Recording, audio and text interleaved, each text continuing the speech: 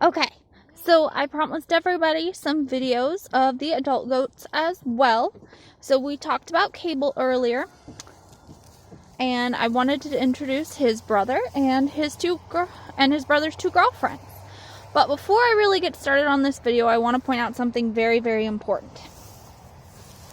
I'm wearing closed-toed shoes. I'm wearing shorts, but I'm wearing closed-toed shoes. Please, for the love of any gods that you may worship, whenever you are with large herd animals, if you send your kids into the petting zoo, anything like that, please wear closed-toed shoes.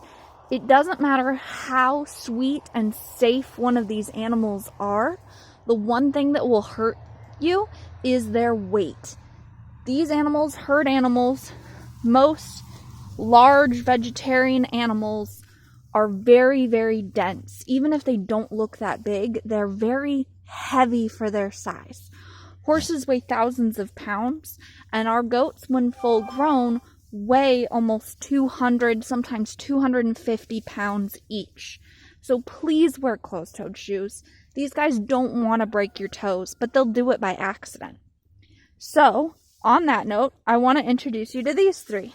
Domino, why are you running away? So I've got three goats here. You can see I have one goat who is about a third bigger than the other two. This is Jubilee. She is one of our older goats. We got her already full grown. She's had some kids with us, but they were not the breed standard that we were looking for.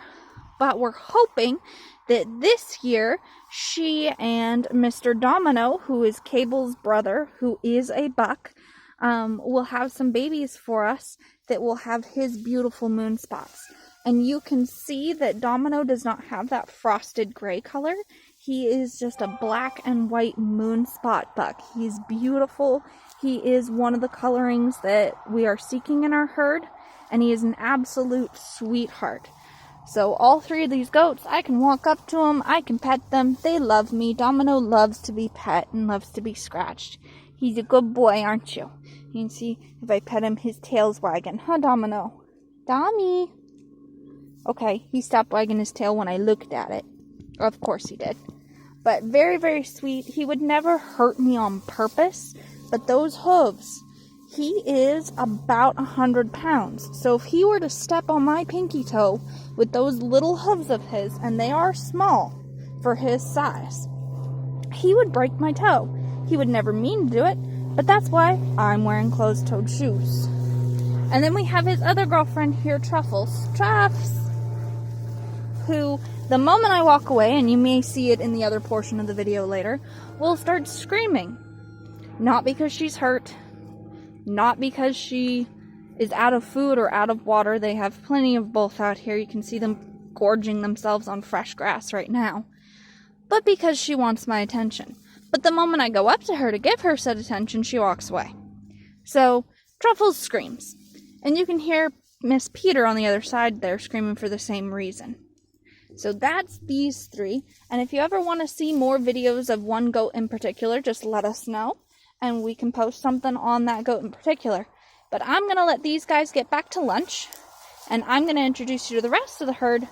And of course, go milking. So neither of these two girls are in milk. So we're going to go meet up with the rest of the herd. Some of which are in milk. Alright everybody. Meet Esther. This is Esther, who in our introduction video had her face in the camera.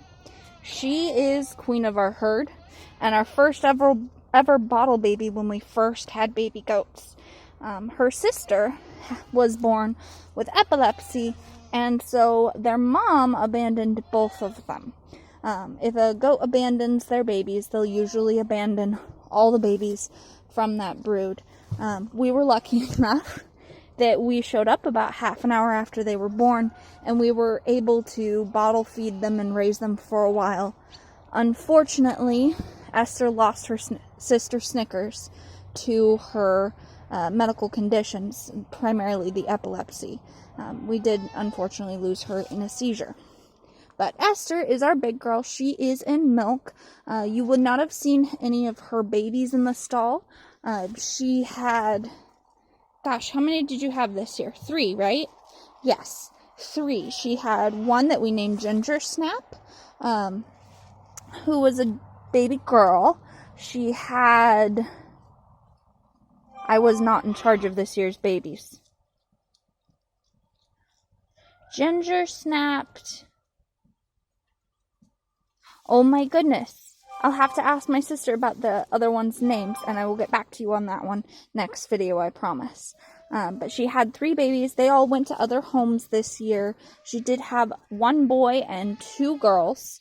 And the boy we were not keeping, of course, because he would be half siblings to half our herd, and unable to have babies with us. And then the 2 girls were not breed standard, so they had some swayback issues, which you can see a little bit on Esther if we look from the side. You can see her back's not totally even. It does hump a little bit here, and it does dip down a little bit in the back as well. So she is not completely breed standard. She's not perfect, but she is a beautiful, beautiful girl, and she does tons of tricks. And if you are in the Washington area, she is usually at the fall fair for the Puyallup Fair, not the spring fair. If you don't know, the spring fair is all about either newborn babies or meat animals that are auctioned off. So she does not participate in that fair. It is not her class. She participates as a mixed breed goat, and she is a grand champion. She has won once and come in second place, what, Esther? You think 3 or 4 times? And if you ever see a goat wandering around in the barns of the Puyallup Fair not on a lead rope, it's usually Miss Esther. She does tricks, and basically she follows my sister around because she's too smart for her own good, and she happens to know that my sister has a fanny pack full of goat treats. And she knows exactly where that fanny pack is, and whoever has that fanny pack is in charge. She'll do tricks for kids. She takes treats very gingerly from children. Again, if you're ever in that section of the Puyallup Fair, we do ask that you wear closed-toed shoes. Esther here is very early on in a pregnancy, if pregnant at all, and she is 170 pounds. Miss Peter here, who's about 60 pounds, was just standing on my toe, and even with closed-toed shoes, it was uncomfortable. So Esther is in milk. She had 3 babies this year. And then we have next to her is her daughter Heath, from last year. Yeah, Heath is going on 2 years old now. And she is the mother of Archimedes, the little black and brown goat that we have in the baby stall. I'm trying to talk and pet everyone who wants my attention at the same time. So Heath had 1 baby this year. Heath had 1 baby this year, and that's Ark. And then next to Heath, I'm trying to introduce everybody in order, but nobody wants to behave here because we're dealing with goats. This is Miss Nougat. This is Archimedes' auntie and Heath's sister. Now, Nougat had 2 babies this year, but it was both these goats' first time having babies, and Nougat did have some complications with her babies.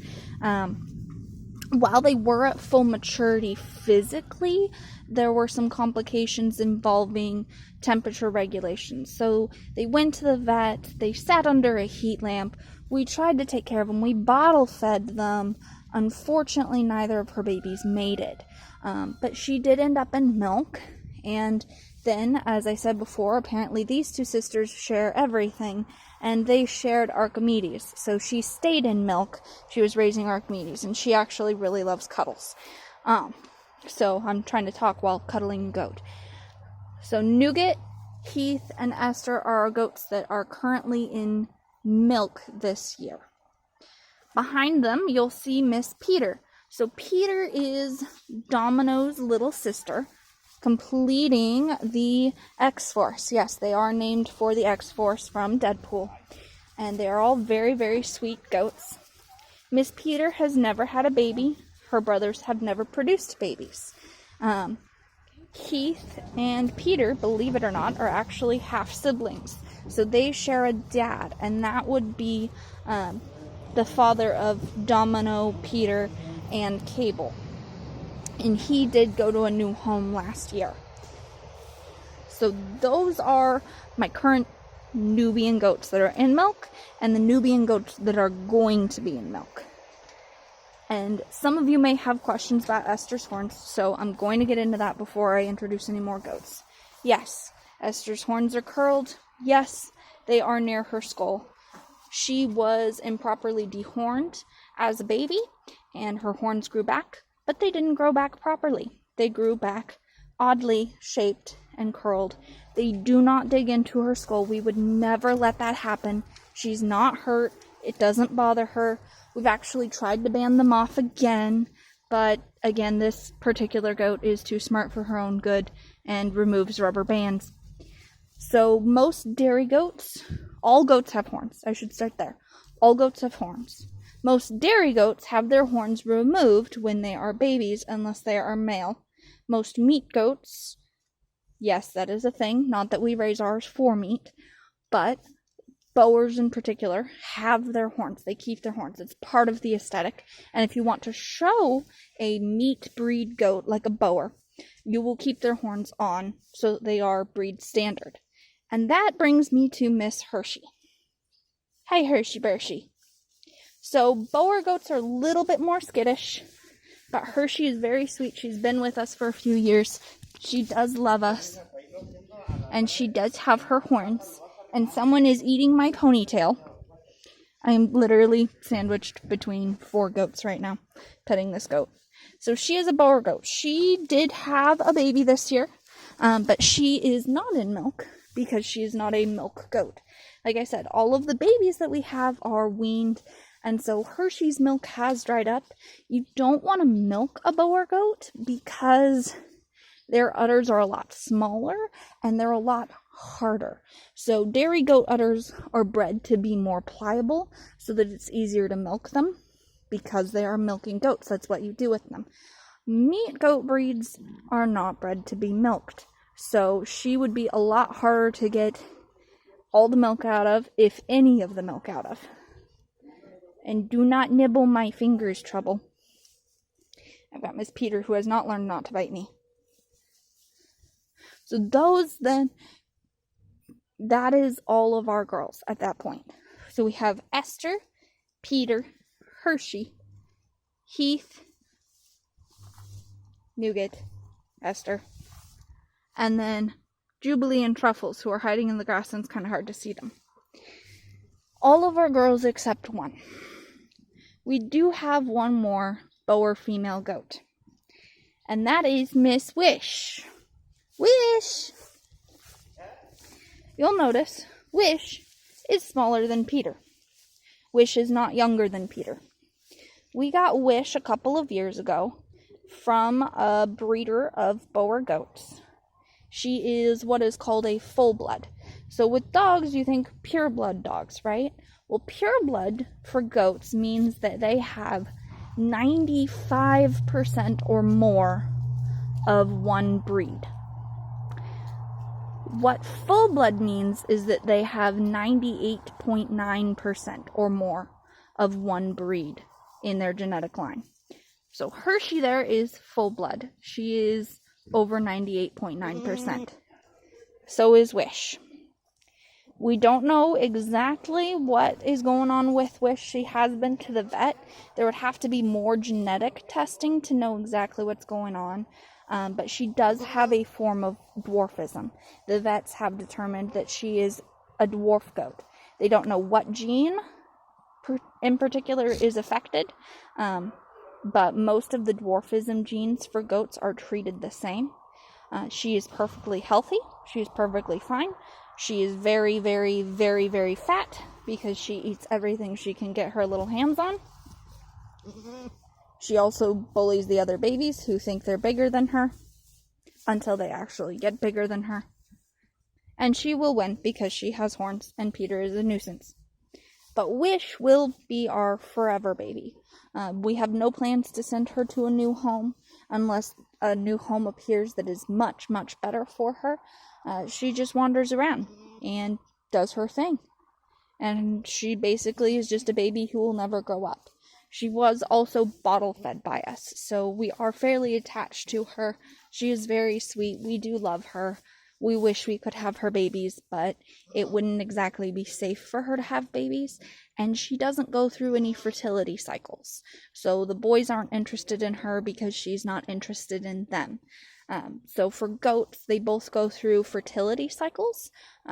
Male goats will go through what is called a rut, where they have a breeding season for a couple of months, where they have all the energy and all the hormones necessary for producing babies. And does, just like female horses, will go through something called a heat. So during that breeding season, their hormones spike for about a week long, once a month, and that's basically their ovulation and them getting ready to have babies. Yes. And those hormones only spike a couple times a year in goats and in horses. So there is a season in which you breed these large herd animals. And that is primarily so that they're big and pregnant during the winter time. And then in the springtime, the early spring, when the plants first start to grow, then their babies are born. And that allows them to keep warm in the winter with their baby fat, and then have their babies as soon as it's healthy to have babies, so that some of those babies will actually be old enough to breed the next year. So, for example, Archimedes, too small to breed next year, and that's because, or this year, and that's because they're in a controlled environment.